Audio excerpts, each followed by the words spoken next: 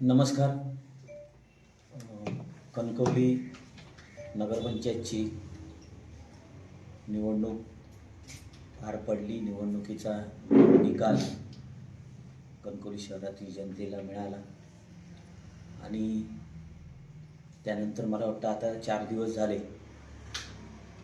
अनेक प्रकारचे मला काही मित्रांचे मेसेज आले, काही माझे हितचिंतक होते ते मला भेटायला आले. माझा पराभव झाल्यामुळे मला सहानुभूतीपूर्वक मित्रांनी थोडा धीर देण्याचा प्रयत्न केला आणि कणकवली शहरातील जनतेने मला 5096 मतं दिली. त्याबद्दल सर्वप्रथम मी कणकवली शहरातील जनतेचे मनपूर्वक आभार मानतो. प्रदेशाध्यक्ष रवींद्रजी चव्हाण, पालकमंत्री नितेशजी राणे साहेबांच्या आशीर्वादामुळे मी ही निवडणूक लढवली. या निवडणुकीमध्ये माझे सहकारी 9 नगरसेवक निवडून आले. काही जणांना पराभव पत्करावा लागला.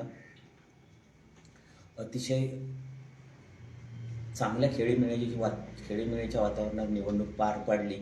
त्याबद्दल मी माझ्या सर्वच नगरसेवक उमेदवारांचे आणि सर्वांचे आभार व्यक्त करतो. ज्या कणकवली शहरातील जनतेने मला 5096 मतं दिली आणि ज्या शहरातील जनतेने मला मतदान केलं नाही त्यांचं देखील मी मनापासून आभार व्यक्त करतो. कारण कदाचित काही गैरसमजातून त्यांनी मला मतदान केलं नसेल.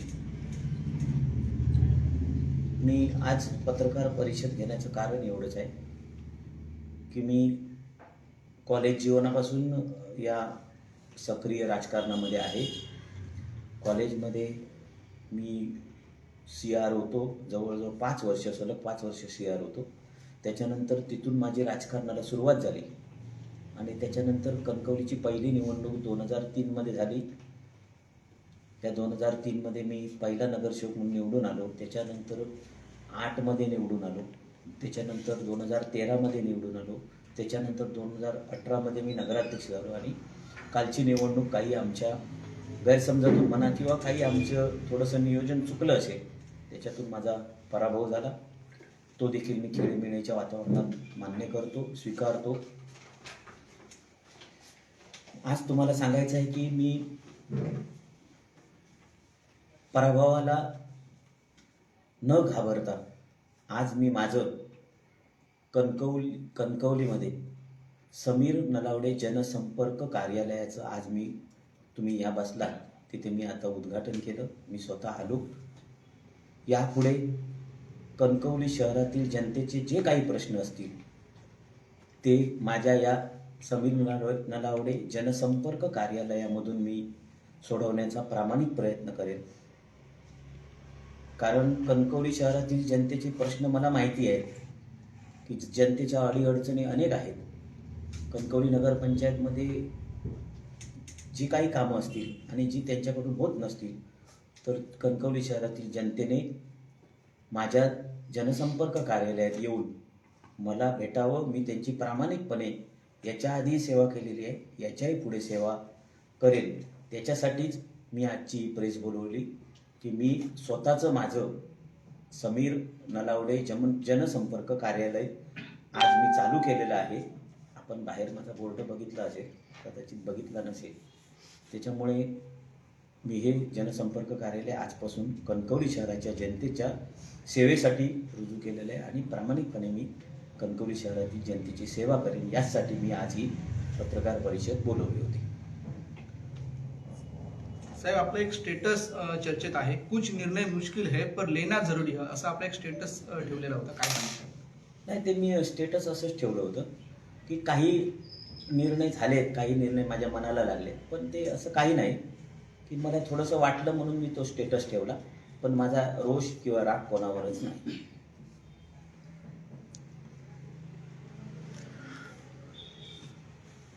काही प्रभागांमध्ये नगरसेवकांना मताधिक्य आहे, पण त्या ठिकाणी तुम्हाला मतदान कमी झालं आहे. तो राग तुमच्या मनात आहे का सर? नाही नाही नाही, असं काही नाही. हे बघा, निवडणूक आहे ती. निवडणुकीमध्ये काही प्रभागामध्ये मला नगराध्यक्षाला मतं जादा आहेत, काही प्रमाणात मला नगरसेवकांना जादा आहे, नगराध्यक्षाला कमी आहे. हे निवडणुकीमध्ये होत असतं, कारण मी गेली 2003 पासून या राजकारणामध्ये असल्यामुळे कदाचित कधी कधी एक निगेटिव्ह माइंड होतं की बाबा आता हे बरेच वर्ष आहेत, मग आपण कुठेतरी थोडंसं चेंज करूया, असं पण होतं. ते कशाला, माझ्या मिसेसच्या वार्डात म्हणजे वॉर्ड नंबर 7 मला 282चं मताधिक्य आहे आणि मिसेसला 669चं मताधिक्य आहे. म्हणजे मतदान झालंय. मताधिक्य तिला 426 आहे आणि मला 282 मताधिक्य मिळाले आणि तिला 426. असं काही नाही आहे आणि गैरसमज तर माझे कोणाबरोबर नाही आहे. त्याच्यामुळे काय जे काय आहे ते मी स्वीकारलेलं आहे आणि जनतेची सेवा करणारे ठाम आहे. किती काय झालं, किती संकट आली तरी कणकवली शहराची जी जनता आहे, ज्या जनतेने माझ्यावर विश्वास टाकलेला आहे आणि ज्यांनी टाकला नाही त्यांना सुद्धा न्याय देणार आणि ज्यांनी विश्वास टाकला त्यांना सुद्धा न्याय देण्याचं काम हे माझं आहे. साहेब, इथे भाजपा पक्षाचं संपर्क कार्यालय होतं, त्या मागचे आता फोटो बदललेले आहेत. छत्रपती शिवाजी महाराजांचा फोटो लागला आणि समीर नलावडे संपर्क कार्यालय झालंय, त्यामागे कारण काय? नाही, असं काही नाही. समीर नलावडे संपर्क कार्यालय करण्याचा हेतूच होता की कणकवली शहरातील जनतेची सेवा करायची आहे मला, जशी आजपर्यंत केली तशी. छत्रपती शिवाजी महाराज हे महाराष्ट्र राज्याचे आराध्य दैवत आहे, त्याच्यामुळे मी त्यांचा बॅनर लावलेला आहे. आणि तुम्ही भारतीय जनता पार्टीचं कार्यालय म्हटलं तरी माझ्या बॅनर बाहेर बोर्ड आहे, त्याच्यावर मी राणेसाहेब आणि नितेश राणेसाहेब यांचा फोटो लावलेला आहे. आणि आजपर्यंत मी कट्टर राणे समर्थक आहे, याच्याही पुढे कट्टर राणे समर्थक राहणार. आणि राणे साहेब ज्या पक्षात असतील त्याच पक्षाचं मी प्रामाणिकपणे काम करणार. त्याच्यामुळे त्यांचा जो पक्ष आहे तोच माझा पक्ष आहे. फक्त मी माझं जनसंपर्क कार्यालय माझं स्वतःचं चालू केलं, जेणेकरून लोकांना माझ्या कार्यालयात येताना मन मोकळं करून आलं पाहिजे, कुठे त्यांच्या मनामध्ये काही शंका राहता नाही. आणि साहेबांचे फोटो आले म्हणजे ते ज्या पक्षात आहेत त्याच पक्षात मी आहे, त्याच्यामुळे जिथे राणे साहेब तिथे मी. आगामी काळात आता तुमचं हे जनसंपर्क कार्यालय असेल ते सर्व पक्षीयांसाठी खुलं असणार का? नाही, मग सर्व जनतेसाठी खुलं आहे माझं. कणकवली शहरातील जी जनता आहे त्या जनतेसाठी मी कार्यालय उघडलेलं आहे. त्यांचे जे प्रश्न आहेत, त्यांच्या बारीक बारीक अडचणी असतात, त्या सर्व सोडवण्याचं काम, कणकवली नगरपंचायतमध्ये जे काही विषय असतील त्यांचे ते सोडवण्याचं काम मी प्रामाणिकपणे इथून बसून प्रयत्न करीन. कणकवली शहरातील जनतेने भारतीय जनता पार्टीला मेजॉरिटी दिलेली आहे. 9 नगरसेवक भारतीय जनता पार्टीचे निवडून आलेले आहेत, त्याच्यामुळे मेजॉरिटी ही भारतीय जनता पार्टीचे. माझी स्वतः मिसेस तिथे नगरसेविका आहे, माझे सर्व नगरसेवक मित्र आणि आमच्या महिला नगरसेवक आहेत. त्यांच्या माध्यमातून कणकवली शहरातील सर्व प्रश्न जे काय अडीअडचणी असतील ते सोडवण्याचा प्रयत्न करणार आहे. कणकवली शहरामध्ये विकासाच्या बाबतीत कोणतीही तडजोड करणार नाही. विकासाला 100% पाठिंबा देणार आहोत. पालकमंत्री नितेशजी राणे साहेबांच्या पालकमंत्री पदाचा वापर करून कणकवली शहराला जेवढा जास्तीत जास्तचा निधी देता येईल तेवढा निधी देण्याचा प्रयत्न करणार आहोत. मी जरी आज हारलो असलो तरी विकासात कुठचीही त्यांना विरोध करणार नाही. विकासाला प्रत्येक वेळी माझे नगरसेवक किंवा मी सहकार्य करेन.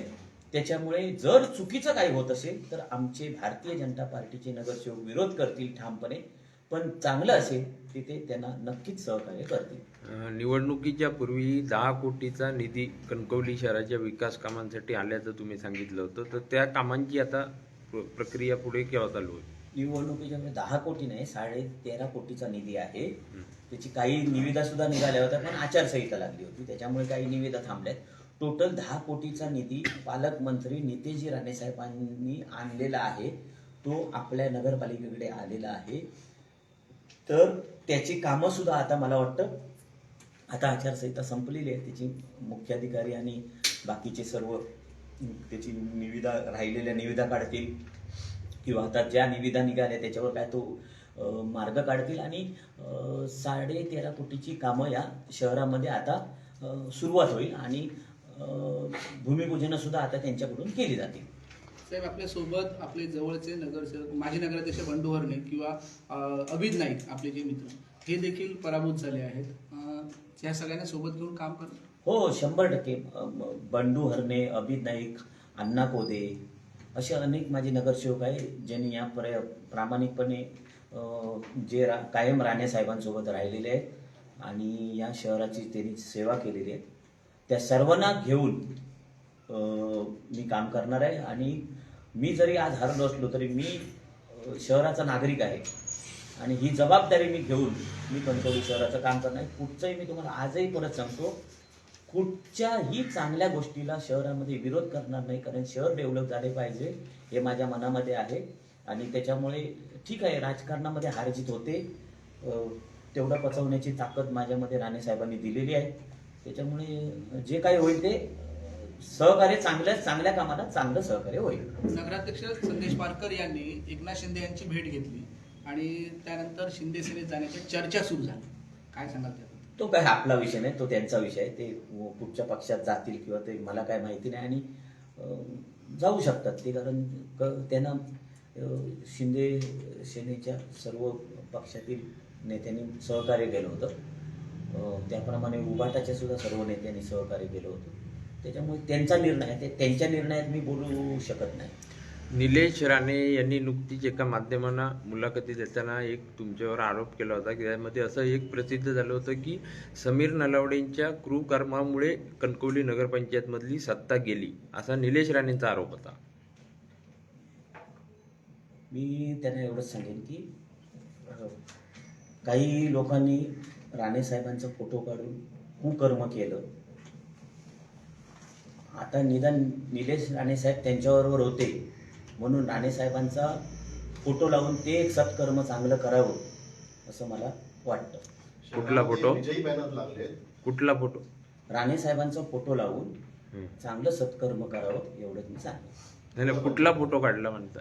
राणे साहेबांचा फोटो काढला आणि नगराध्यक्ष दालनात मोदी साहेबांचा फोटो नगराध्यक्ष दालनामधला काढला. मी तुम्हाला सांगतो तुम्ही सुद्धा काल सर्व पत्रकार मित्र उपस्थित होता. पहिल्याच दिवशी नगराध्यक्ष जेव्हा आतमध्ये गेले केबिनमध्ये तेव्हा देखील 2 फोटो तिथे होते केबिनमध्ये नगराध्यक्षांच्या. एक मोदी साहेबांचा फोटो होता आणि एक राणे साहेबांचा फोटो होता. ते दोन्ही फोटो काल देखील त्यांनी तिथून गायब केले. असू दे, काही नाही, पण माझ्या मनामध्ये आमच्या सर्व कार्यकर्त्यांच्या मनामध्ये राणे साहेब आहेत. तुम्हाला मी 100% सांगतो, एक दिवस मी नक्की राणे साहेबांचा फोटो तिथे लावणार. हे तुम्हाला आज सांगतो, ही काळ्या दगडावरची रेष आहे. तुम्हाला त्याच मोठ्या मनाने आम्ही राणे साहेबांचा फोटो लावलाय खेरीज मी गप्प बसणार नाही, हे तुम्हाला आज मी तुमच्या माध्यमातून सांगतो. आपल्या 5 वर्षाच्या कारकिर्दीत सगळ्यांना उत्सुकता असायची की पर्यटन महोत्सवाची.